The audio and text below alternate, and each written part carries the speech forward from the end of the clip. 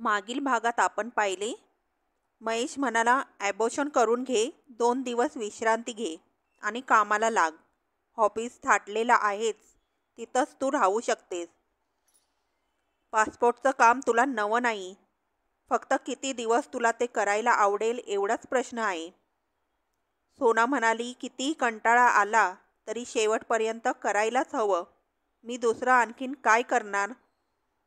महेश म्हणाला, म्हणूनच सांगितलं मूल होऊ दे. मुलगा की मुलगी याच्यावर आता विचार करायचा नाही. बलात्कारातून झालेलं मूल मूल ते मूल. महेश म्हणाला, त्याला कुठे कळतंय आपला जन्म कसा झाला ते. महेश म्हणाला, तू आई झालीस की कदाचित हे विसरशील. सोना म्हणाली, सॉरी महेशजी, मी तेवढी भाबडी नाही. बलात्काराने बाई एवढी हवालदिल होते? महेशने सहज विचारलं आणि सोना हमसाहमशी रडू लागली. हॉटेलमधली इतर टेबलावरची माणसं बघू लागली. महेशने तिचं सांत्वन केलं नाही. तो गप्प शांत तिच्याकडे पाहत होता. सांत्वन करण्याच्या निमित्ताने पहिल्यांदा स्पर्श करता येतो, पण महेशने तसं केलं नाही. त्याही परिस्थितीत सोनाने तिच्याही नकळत नोंद केली.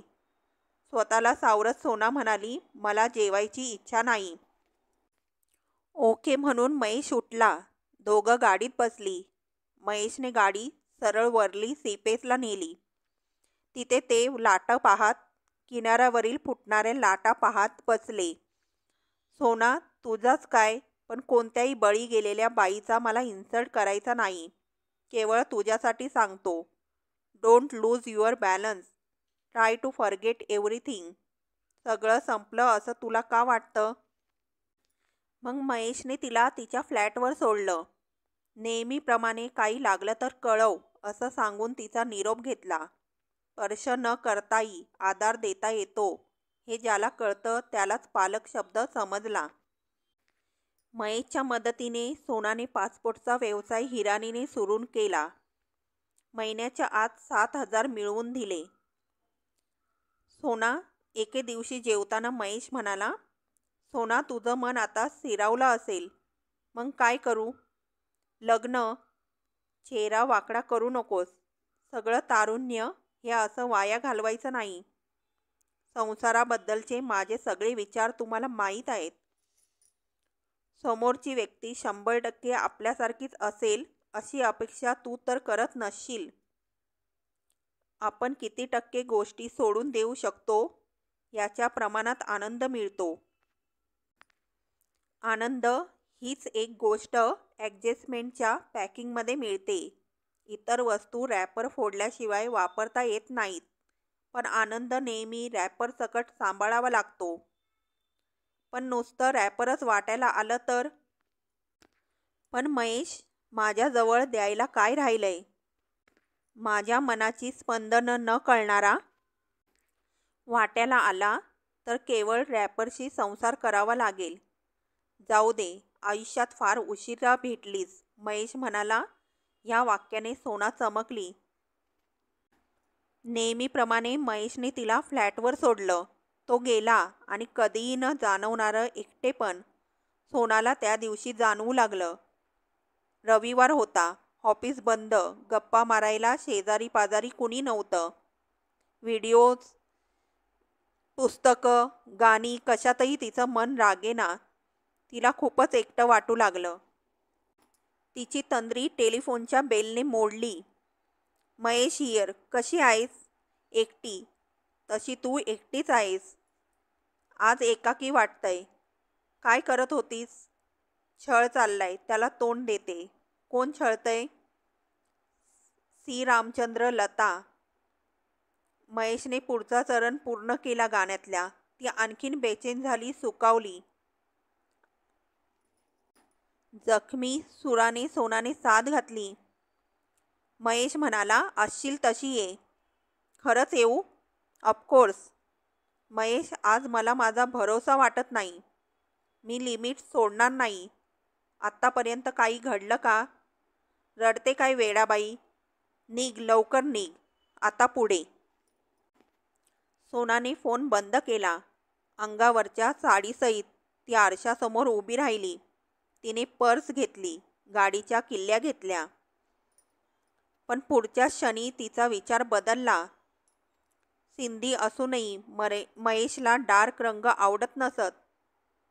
तिने साडी बदलायची ठरवलं. तेवढ्याने तिचं समाधान होईना.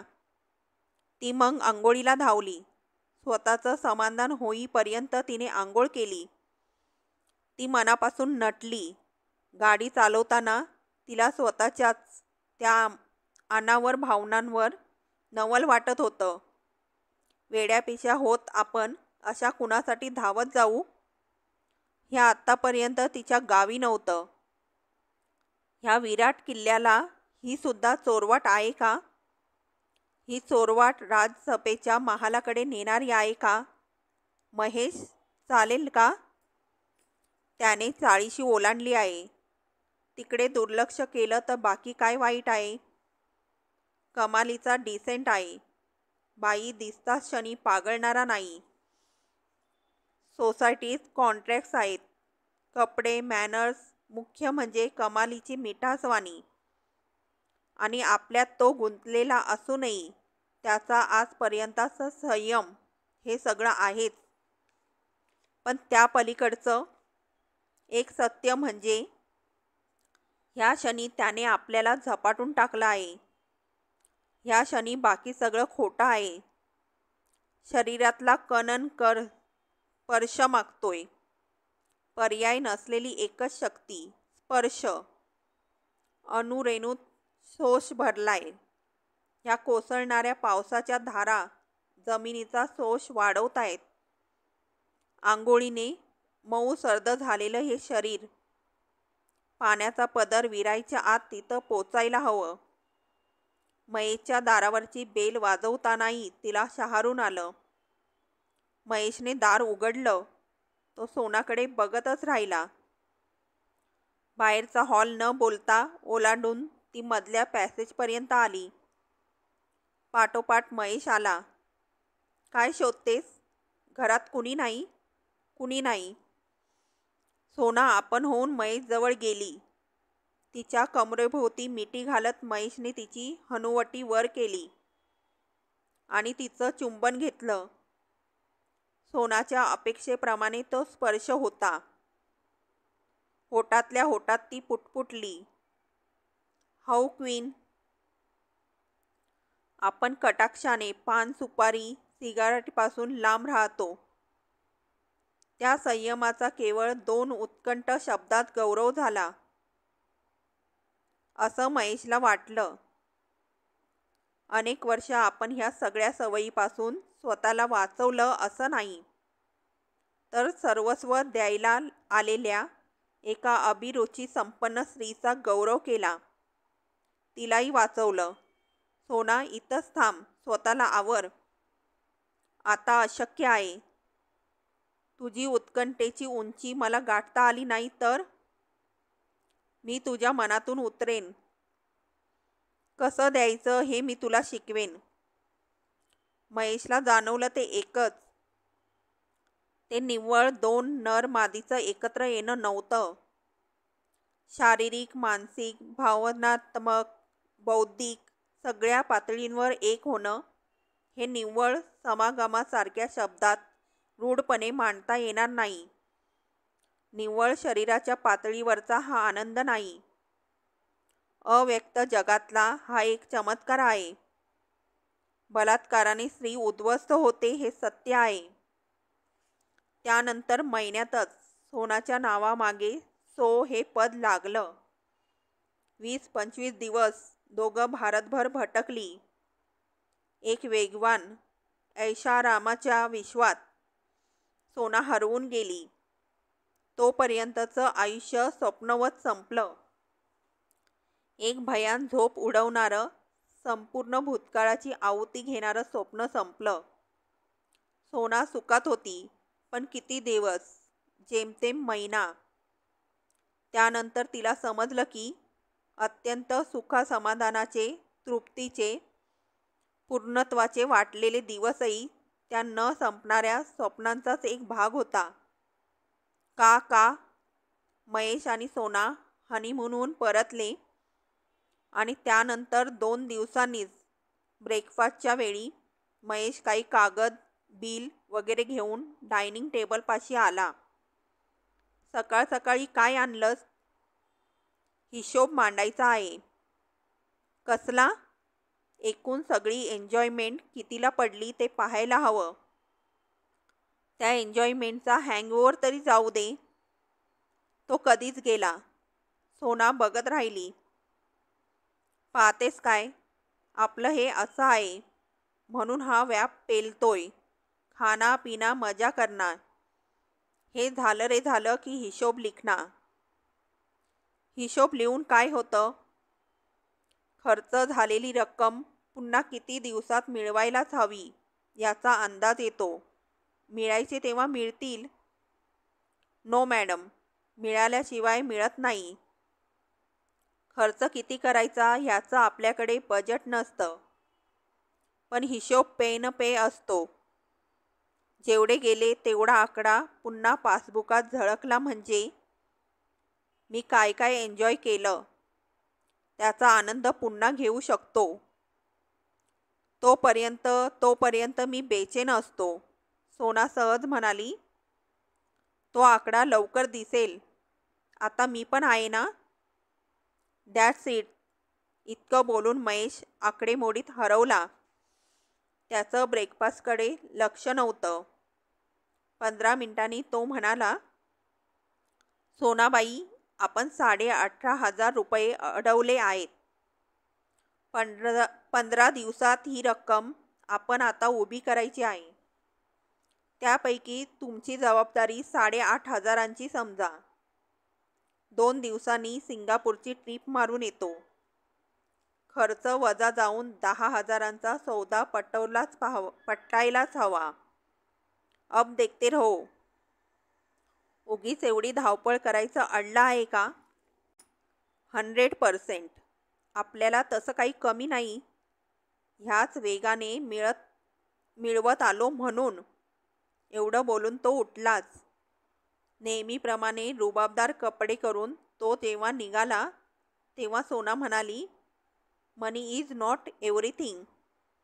गलत खयाल. पैसा म्हणजे सबकुछ. बाकी जगात काही खरं नाही. त्या दिवशी सोनाला नव्याने जाणवलं की आपण ठिकरीच. आपण खेळणारे आहोत असं सांगणारे सोनेरी दिवस संपले. खेळवणारा बदलला, पण आपण ठिकरीच. चित्रालीचा चेहरा आगामी पण अनभिज्ञ भीतीने बदलला. ह्या सत्यकथेतल्या सोन्याच्या आयुष्यात इथून पुढे एकही काळा दिवस उगवता कामा नये अशी ती प्रार्थना करत होती. ही सगळी माणसं तिला प्रत्यक्ष भेटणार होती. सोनाली सगळ्यांची ओळख करून देणार होती. त्यांची प्रत्यक्षात नावं काय आहेत ते समजणार होतं. पुढे काय असेल? सांगता सांगता सोनाली उठली. पुढची हकीकत खूप महत्त्वाची होती. भूतकाळ न मानणाऱ्या सोनालीने सोना आणि काका, विजयाबाई, बबन म्हणजे सगळा भूतकाळ सांगितला. महेशचा आणि सोनाचा संसार महिन्यापूर्वीच सुरू झाला. 1 महिन्यात तिला पुन्हा आपण ठिकरीच असं का वाटावं? काय घडलं असावं? टॉयलेटला जाऊन येते असं म्हणत सोनाली खोलीबाहेर पडली. महेशने काय केलं असेल? सोनापेक्षा तो 17-18 वर्षांनी मोठा आहे. त्याला एखादा अटॅक वगैरे आला का? सोनाचं त्याचं बिनसलं असेल का? कोणत्या स्तरापर्यंत? घटस्फोट? मग मुलांचं काय? झाली असतील का? किती? कुणी त्यापैकी डिस्टर्ब असेल का? ती पुन्हा ठिकरी का झाली असेल? सोनालीने खोलीत पाऊल टाकताच क्षणी चित्रालीने ह्या प्रश्नांचा भडीमार केला. सोनाली सौम्य हसत म्हणाली, सत्य नेहमी तुमच्या कल्पनेंना चकवा देतं.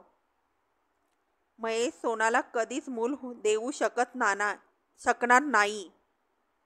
काय सांगता? लहानपणी महेशला केवळ गालगुंड झाल्याचं निमित्त झालं. हाय फीवर आणि गालगुंड. पण त्याचा काय संबंध आहे? एकतर ते व्हायरस इन्फेक्शन आहे. त्यात हाय फीवर असला तर एपिडिपिमो आयकाटिस होऊ शकतो. तसं झालं तर काय होतं तेच सांगणार होते.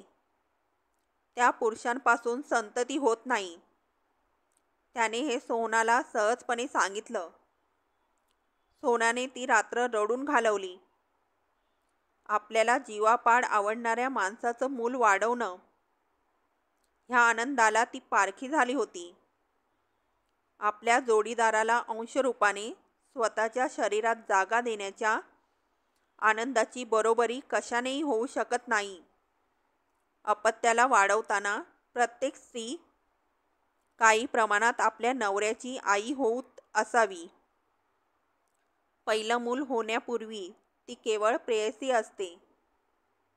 कायम जीव टाकावा अशा पात्रतेचा नवरा लाभला तर दिवसाचे किती क्षण ती नवऱ्याचेही अपत्यासारखा सांभाळ करते हे कोणत्याही पुरुषाला कळायचं नाही. स्त्री जेव्हा जेव्हा संघर्षासाठी उभी असते तेव्हा तेव्हा ती भले पत्नी असेल, पण जेव्हा जेव्हा ती क्षमा करते ते नातं आईचंच असतं. हे महेशला जरी समजलं का? महेशला ते आजही समजलेलं नाही. महेशला तशा कोणत्याच नाजूक भावना समजत नाहीत. पण मग त्याने सोनाला वर्ष-सवा वर्ष इतकं चांगलं सांभाळलं कसं? तिला त्याच्याबद्दल आकर्षण वाटावं याचा अर्थ त्याच्यापाशी नक्की काहीतरी. सोनाची ठिकरी झाली असं मी म्हणते ते काय उगीच? बाईने मोहून जावं इतका महेश नक्कीच मिठास आहे. वेल मॅनर्स, डिसेंट, पैसा उधळणारा, चित्राली मध्येच म्हणाली. सोनासारख्या मुलीच्या आयुष्यात ह्या गोष्टींना खूप जागा असेल असं वाटत नाही. गाण्याची दुसरी ओळ पुरी करणारा महेशच खरा महेश. सोनाली हसत म्हणाली. रामाला दूर नेण्यापुरताच सुवर्ण मुलगाचा जन्म. सीतेला काय कमी होतं? संपूर्ण आयुष्य गहाण टाकायला लावणारा मोहाचा क्षण एवढाचाच असतो. कारण तो महेश सोनाला नंतरच्या आयुष्यात दुसऱ्यांदा दिसला नाही. ह्या चक्रात पैशाचा वेळ मोडतोय सोनाला प्रथम सोनाला समजले. बलदेव नावाच्या एका क्लायंटमुळे चालना देऊ शकणार नव्हते. पार्ट्या काही आनंद क्षणिक असतात हे मान्य करू नये होता. एक दिवस शांतता नाही. हिंदी चित्रपटात तेवढी कुवत नाही हे 2-4 चित्रपटावरून कळतं. साबणाचे फुगे त्यापेक्षा जास्त मनोरंजन करतात. वाचन तुम्हाला कायम तरुण ठेवतं, पण तिथंही एकांताची गरज असते. वाचलेल्या पुस्तकाबद्दल आपण कुणाशी तरी बोलतो तेव्हाच त्या पुस्तकाचं खरं वाचन सुरू होतं. नाहीतर बाईने केसात गजरा माळावा तसं त्या पुस्तकाचं होतं. तिला स्वतःला तो गजरा कधीच दिसत नाही. गजरा आहे इतकंच समाधान. त्याच गजऱ्याबद्दल कुणीतरी बोललं की तिला तो गजरा दिसतो. सोनाची प्रथम ती उपासमार होऊ लागली. काकाशी हिरारीने केलेल्या गप्पांच्या आठवणी तिचा छळ करू लागल्या. एक लग्न स्त्रीला अनेक प्रकारांनी उद्ध्वस्त करतं. सप्तपदीच्या 7व्या पावलाने नवरा सखा होईलच याची शाश्वती नसताना लज्जा होमात मुलीला प्रथम मायरच्या बालपणाची आहुती द्यावी लागते. ते आयुष्य पुन्हा नाही. झाडावरचं फूल म्हणजे आई वडिलांच्या सानिध्यात जगणारी मुलगी. खऱ्याखुऱ्या जीवनसावर फुलणारी कळी. ती तोडली गेली की संपलं. सासर फ्लॉवर पॉट सारखं असतं. तिथं मुलगी सजवली जाते, रुजवली जात नाही. स्मशानात गौऱ्या जायची वेळ आली तरी बायका माहेर म्हटलं की क्षणभर काट टाकतात. आई वडील अगदी साधे भोळे, कदाचित संगोपनही नीट समजलेले नसले तरी मुली त्यांच्या आठवणीने गहिवरतात. मग काकासारखा व्यक्तिमत्व घडवणारा पालक लाभला तर? शरीराला सगळ्या उत्तुंग अनुभवाला भिडण्यासाठी फक्त साधन म्हणून वापरायचं एवढी उंची देणाऱ्या, महेशकडून शरीर हेच साध्य समजणाऱ्या सामान्याहून सामान्य जगात महेशने सोनाला आणली. म्हणूनच बलदेवचं काहीच चुकलं नाही असं त्याला वाटलं होतं. बलदेवने काय केलं